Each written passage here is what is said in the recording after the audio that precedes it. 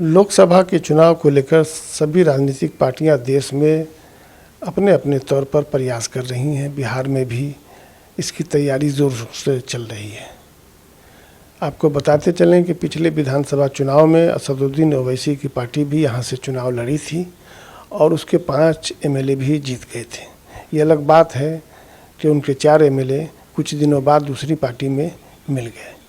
इससे अंदाज़ा होता है कि ओवैसी का जनाधार बिहार में है और इसको लेकर वो एक बार फिर लोकसभा चुनाव में भी अपने कुछ न कुछ उम्मीदवार यहाँ ज़रूर उतारेंगे। अब उनके उम्मीदवार यहाँ उतारने से चुनाव पर क्या प्रभाव पड़ेगा, क्या परिणाम निकलेगा और उनके चुनाव लड़ने से किस पार्टी को नुकसान होगा और किसे फ़ायदा होगा, इस पर चर्चा के लिए आज हमने अपने स्टूडियो में भाकपा माले के लीडर फूल बाबू, कम्युनिस्ट पार्टी के लीडर अयूब अंसार, समाज सेवी भूषण महतो और राष्ट्रीय जनता दल के नेता अकबर अली को आमंत्रित किया है। उनसे बातचीत करेंगे कि ओवैसी अगर चुनाव यहाँ लड़ते हैं तो क्या परिणाम निकलेगा। देखिए, ओवैसी अब जितनी बात बोलते हैं, भाषण देते हैं, ओवैसी के पास जितनी धन संपत्ति, कॉलेज और इस प्रकार की चीज़ें हैं, भाजपा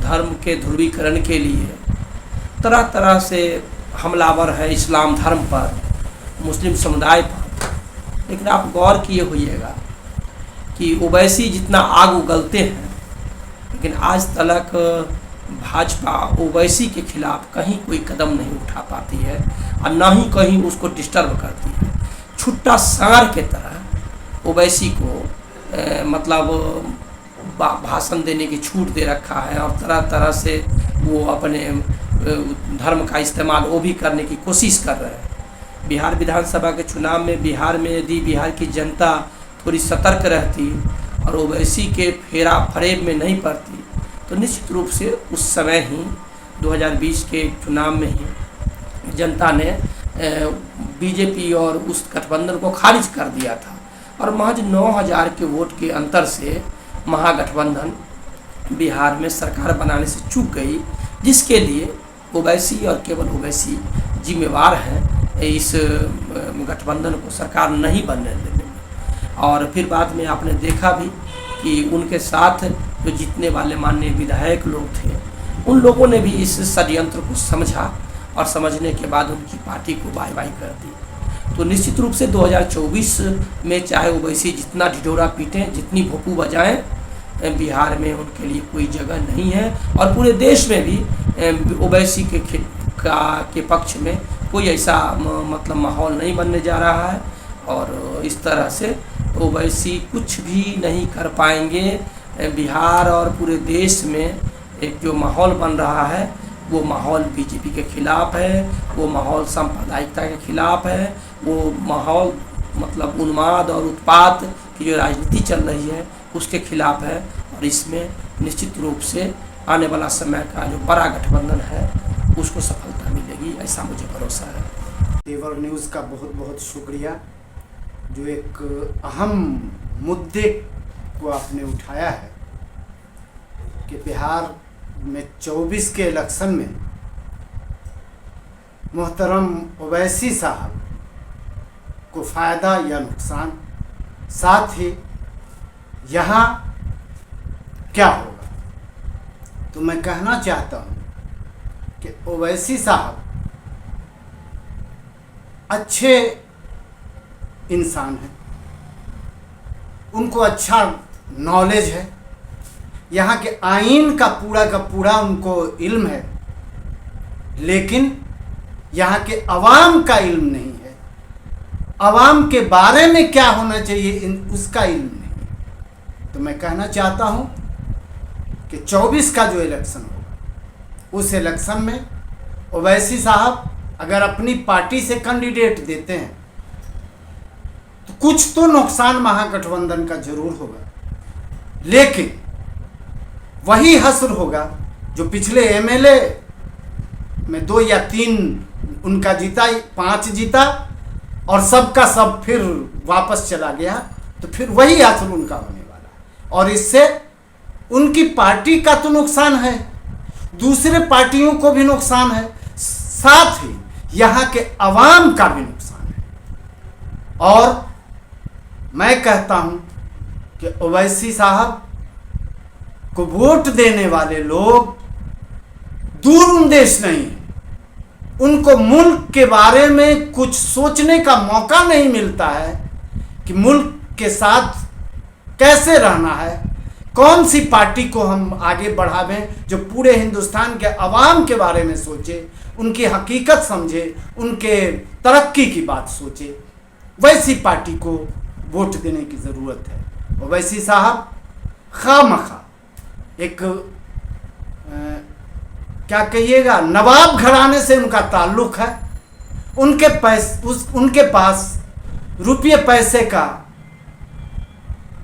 खजाना है, वो अपना खर्च कर रहे हैं। उनको चाहिए कि आवाम के बारे में अगर सोचते हैं, आवाम को फायदा पहुंचाना चाहते हैं, तो उनको चाहिए कि इलाकाई पार्टी से या नेशनल पार्टी जो है उस पार्टी से मिलकर वो आज जो 33% वोट पे हिंदुस्तान को तबाह व बर्बाद करने पे जो पार्टियां लगी हुई है, उनको पसे पुस्त कैसे किया जाए, उन पे सोचना होगा।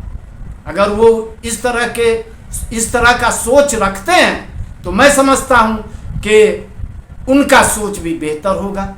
और अगर सिर्फ डिवाइड करने की बात करते हैं, दूसरे पार्टी जो समाजवादी पार्टी कहिए या अवामी पार्टी कहिए, जो पार्टी कह लीजिए, इलाकाई पार्टी से मिलकर अगर वो नेशनल या मुल्क के बारे में वो तरक्की चाहते हैं, तो उनको चाहिए कि अपनी पार्टी से खड़ा नहीं करके अलायंस करके वो जीतें और हिंदुस्तान के अवाम का फ़ायदा पहुँचाएं।